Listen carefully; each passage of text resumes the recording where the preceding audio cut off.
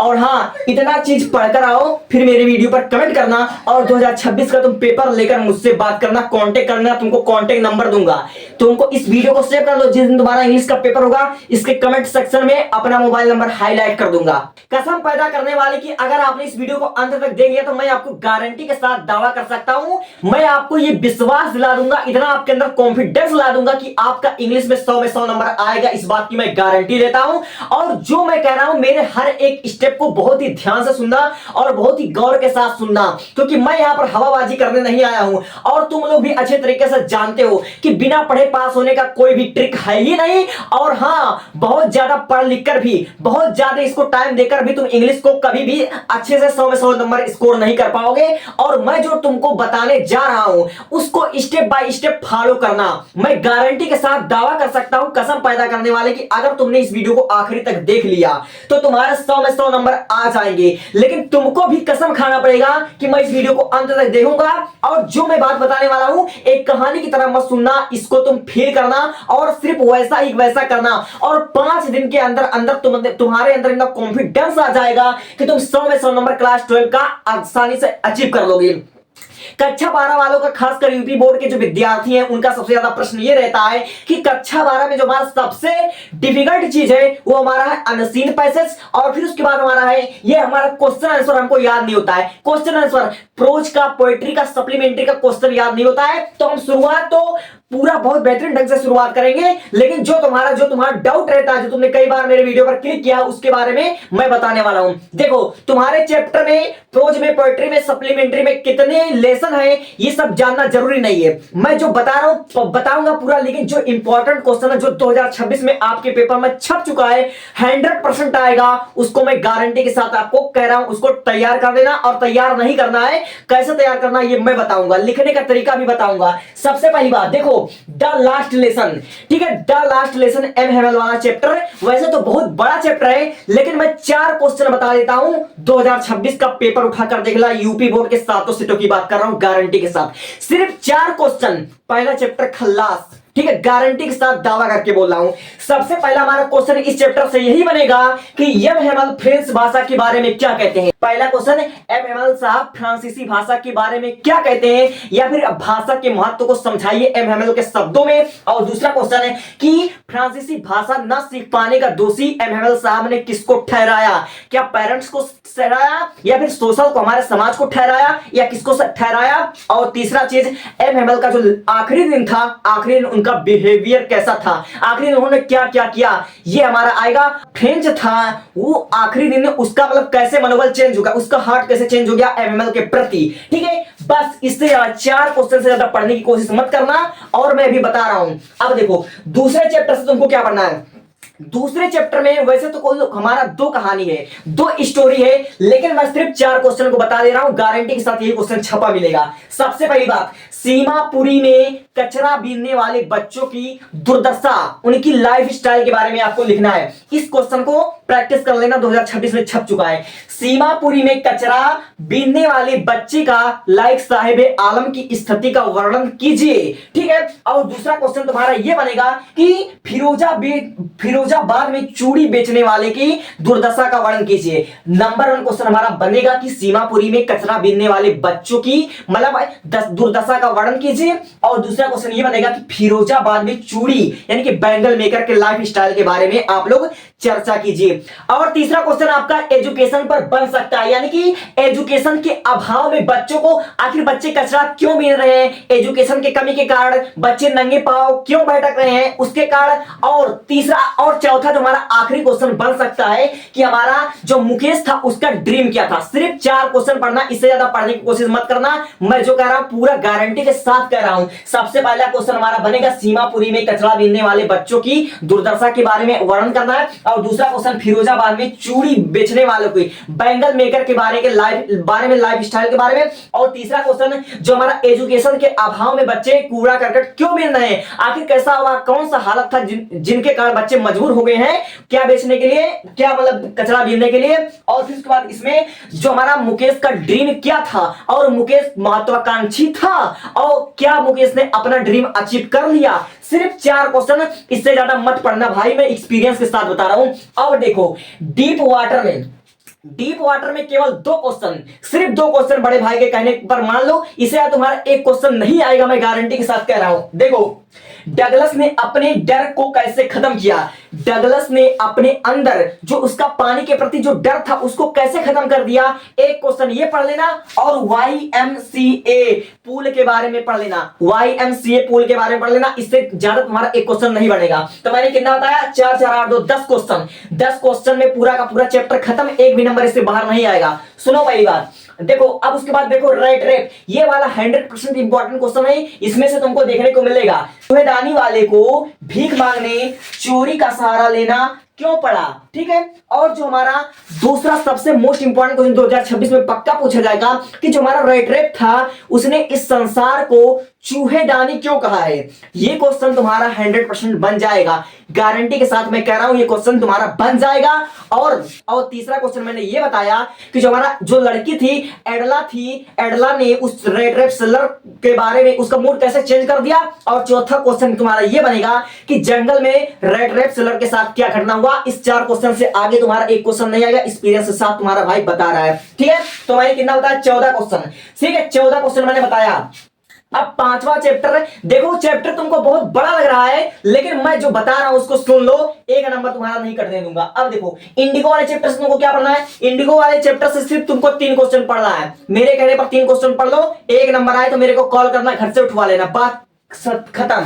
देखो गांधी जी ने किसानों की समस्या का हल कैसे किया, यानी कि गांधी जी चंपारण कैसे पहुंचे, नील की खेती करने वाले किसानों का समस्या उन्होंने कैसे हल किया, इससे ज्यादा तुम्हारा कोई भी तुमको पढ़ने की जरूरत नहीं, एक लॉन्ग क्वेश्चन को पकड़ लो, जो भी क्वेश्चन आएगा सब मैं बता रहा हूं। देखो गांधी जी ने किसानों की समस्या को कैसे सॉल्व किया, या फिर चंपारण में रहने वाले किसानों की समस्या को कैसे सॉल्व किया, या नील की खेती करने वाले किसानों को वो समस्या कैसे सॉल्व किया, घुमा फिरा कर एक क्वेश्चन है, 1000 क्वेश्चन का 1000 सवाल का एक जवाब, सिर्फ यही क्वेश्चन तुमको पढ़ना कि गांधी जी ने किसानों की समस्या कैसे सॉल्व किया था, बात खत्म।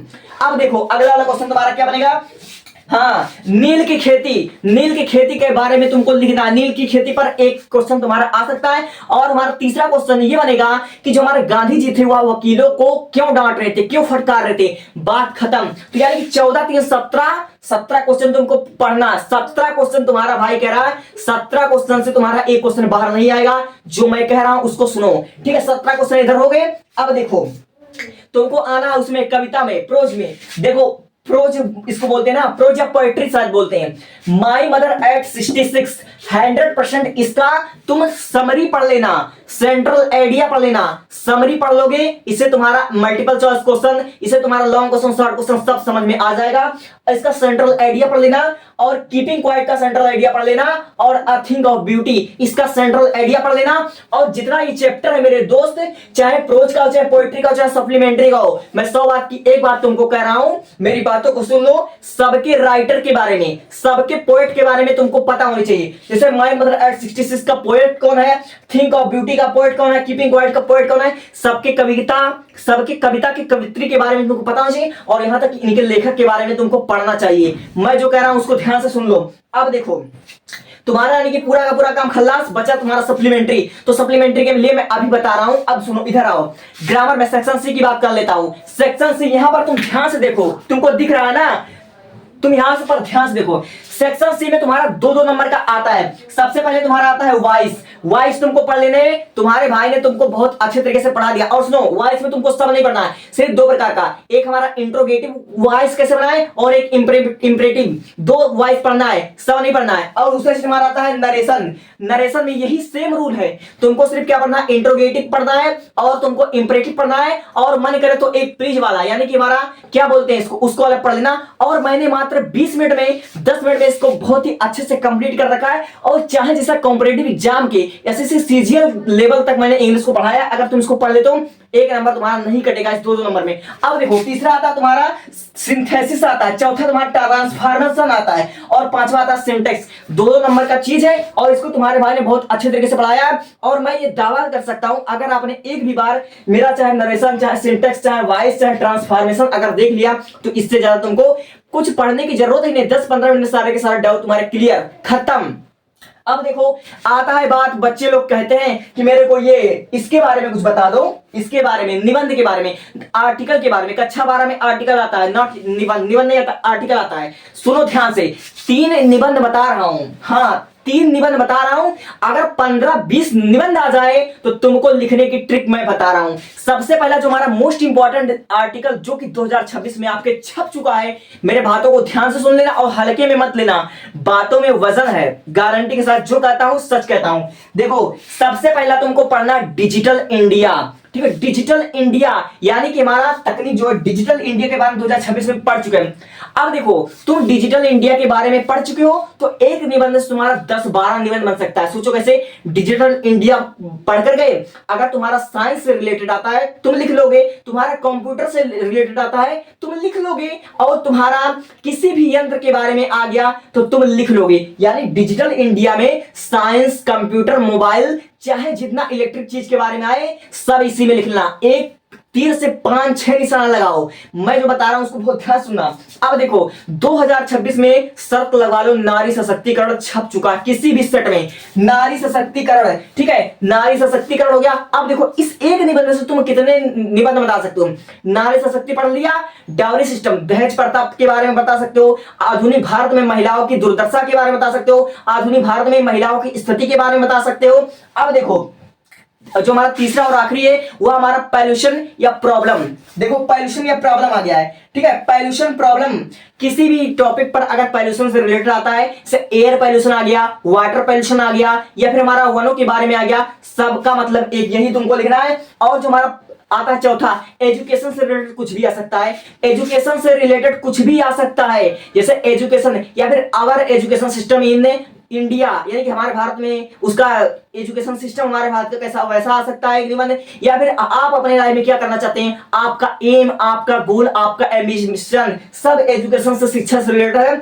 4 निबंध तैयार करके जाना, 4 आर्टिकल पढ़कर जाना, चाहे जो आए सब लिख देना, ठीक है, सब लिख देना। जो कह रहा हूं इसी चारों से रिलेटेड है, जो भी आएगा 2026 में, इससे बाहर तुमको कुछ भी देखने की जरूरत नहीं है, ठीक है, समझे मेरी बातें। अब सुनो, जितना मैंने बता दिया इससे बाहर एक भी क्वेश्चन आने की संभावना नहीं है। अब रही बात बच्चों को अनसीन पैसेज या फिर आर्टिकल राइटिंग, मैंने बता दिया, लेकिन बच्चे लोग कहते हैं अब तो मुझे, तुम कह रहे हो कि याद करना, तैयार करने, यानी कि मुझे रटना पड़ेगा क्या। मैंने तुमको कहा रटने के लिए, मैंने तुमको 17 क्वेश्चन बताया, 17 क्वेश्चन रटने के लिए कहा, ऐसा मैंने नहीं कहा। अब सुनो, जिसको इंग्लिश कुछ नहीं आती है, जिसको इंग्लिश पल्ले नहीं पड़ती है, बच्चे डर जाते हैं जिनकी स्पेलिंग गलत हो जा रही है, मैं तुमको एक सजेशन देना चाहता हूं, एक सलाह देना चाहता हूं, बड़े भाई की बात मानोगे।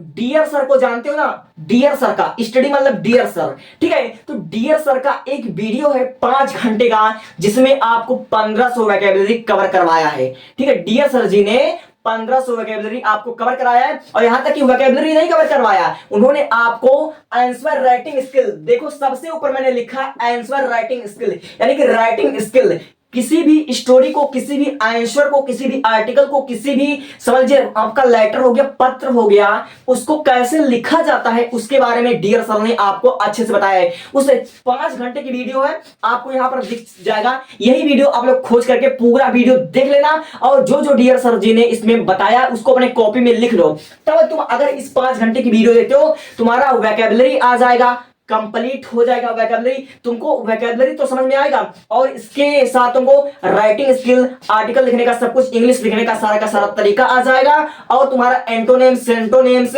जो भी तुम्हारा होता है सब कुछ एक ही वीडियो में क्लियर हो जाएगा। इससे ज्यादा और मैं कुछ कह नहीं सकता।